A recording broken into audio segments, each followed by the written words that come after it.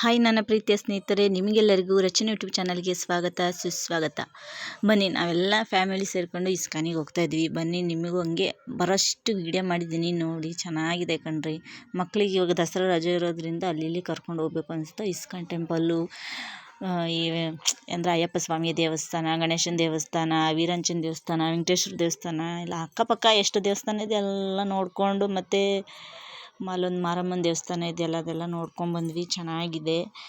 ಮಕ್ಕಳಿಗೆ ರಜೆ ಇದ್ದಾಗ ಅಲ್ಲಿ ಇಲ್ಲಿ ಒಂಚೂರು ಕರ್ಕೊಂಡು ಹೋಗ್ಬೇಕು. ಚೆನ್ನಾಗಿದೆ. ಇಸ್ಕಾನಲ್ಲಂತೂ ಫುಲ್ಲು ರಶ್ಶು ಕಣ್ರಿ, ರಶ್ಶು.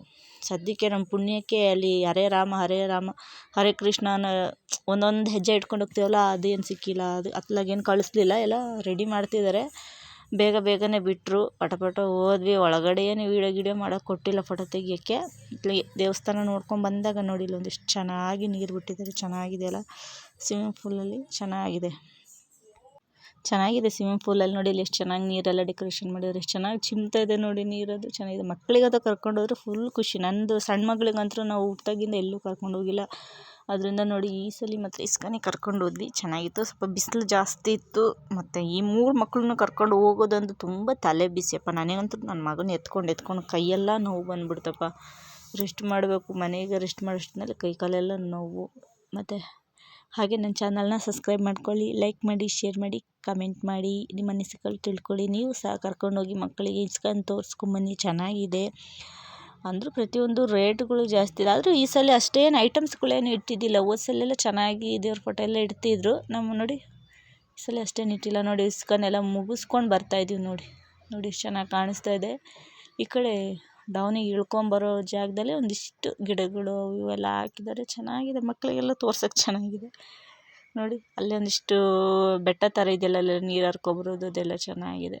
ನನ್ನ ಮಕ್ಕಳಿಗೆಲ್ಲ ತೋರಿಸ್ಕೊಂಡು ಅಲ್ಲೊಂದು ಕಟ್ಟೆ ಥರ ಇತ್ತು. ನನ್ನ ಮಗಳಿಗೆ ಹೇಳಿದ್ರು ಕೇಳ್ತಾ ಇಲ್ಲ. ಕಟ್ಟೆ ಮೇಲೆ ನಿಂತ್ಕೊಂಡು ಓಡಿ ಬರ್ತೀನಿ ಅಂತ ಬರ್ತಾ ಇದ್ದಾಳೆ.